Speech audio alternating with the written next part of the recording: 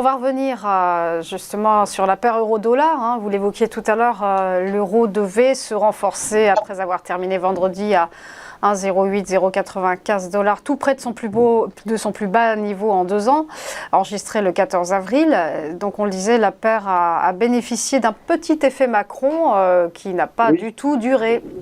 Qui a été très très temporaire. Hein. Alors bon, ça prouve que la victoire d'Emmanuel Macron était plus que dans les cours, avec les sondages qu'il donnait de plus en plus gagnants, et surtout, même si on retranchait la marge d'erreur des sondages, hein, mais il faut réaliser que si Marine Le Pen avait été élue, l'eurodoll aurait chuté beaucoup plus fortement.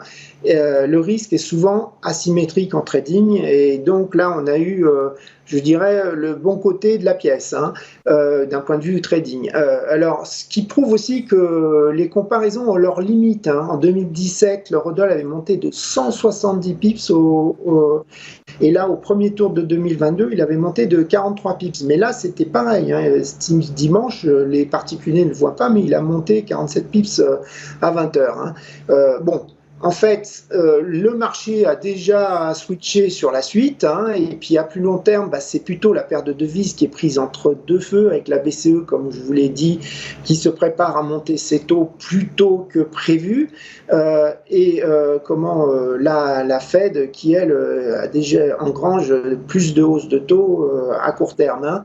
Alors, voilà, ceux qui penseraient que la BCE pourrait intervenir en cas de trop forte hausse de l'euro, Madame Lagarde nous a prévenu dimanche, elle a dit que la BCE n'avait pas de cible sur le marché des changes. Hein. Donc c'est un feu vert si jamais l'eurodoll montait, il n'y aurait pas de frein de la part de la Banque centrale. Hein.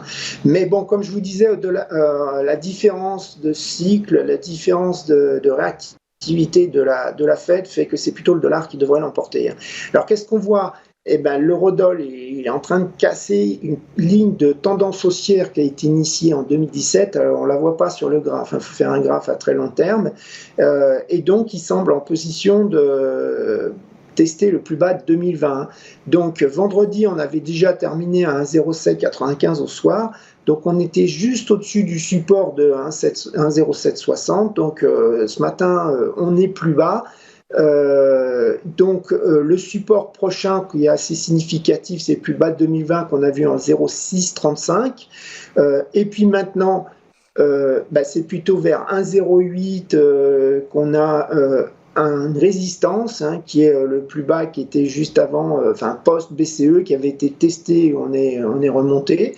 Et si jamais on montait encore, ça serait un 0,950 qui serait la première résistance à franchir pour annuler le trading range dans lequel on se trouvait, je dirais, depuis le début du mois. Maintenant, il faudrait vraiment une remontée à au-dessus d'un 11,80 pour qu'on annule définitivement toute tendance baissière.